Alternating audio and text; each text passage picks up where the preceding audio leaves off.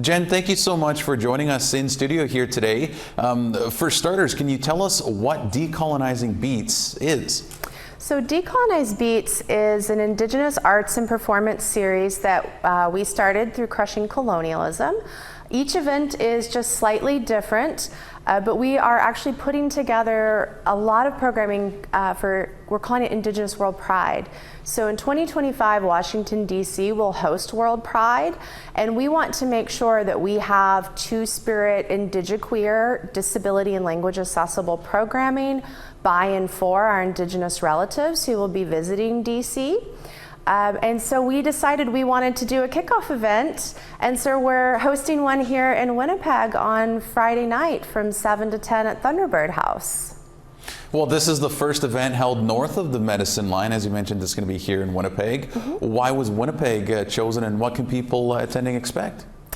Well, Winnipeg has such a large Indigenous population and so much arts and so much thriving culture that we felt like this was really the spot to have this. We also were here earlier in the year in support of Cambria Harris and the 4 missing sisters. And so we wanted to come back and also show support for the families of those 4 women, but also the families of our other missing and murdered relatives.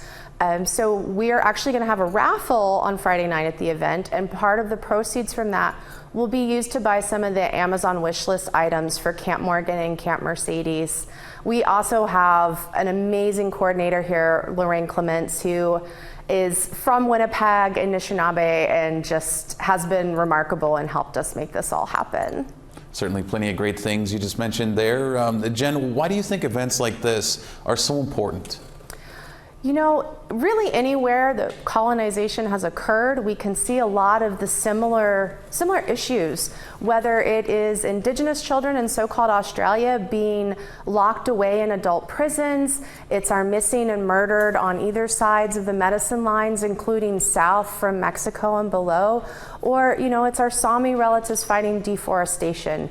You know, the issues are also very similar. And so we really like to work with our relatives across borders and oceans and lands and really try to bring everyone together, because there's so much that we can learn from each other.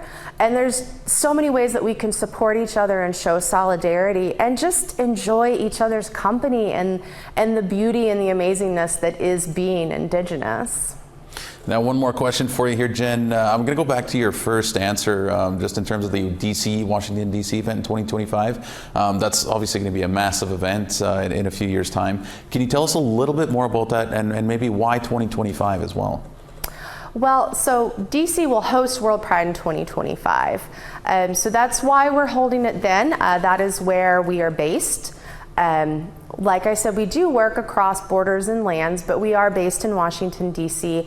And as part of the Indigenous community there, we want to make sure we're really welcoming people and that we're doing things in a good way.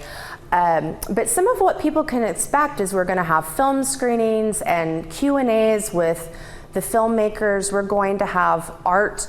We're actually talking with the Smithsonian Institution about potentially even bringing in some more Two-Spirit and Indigiqueer materials for the archives there.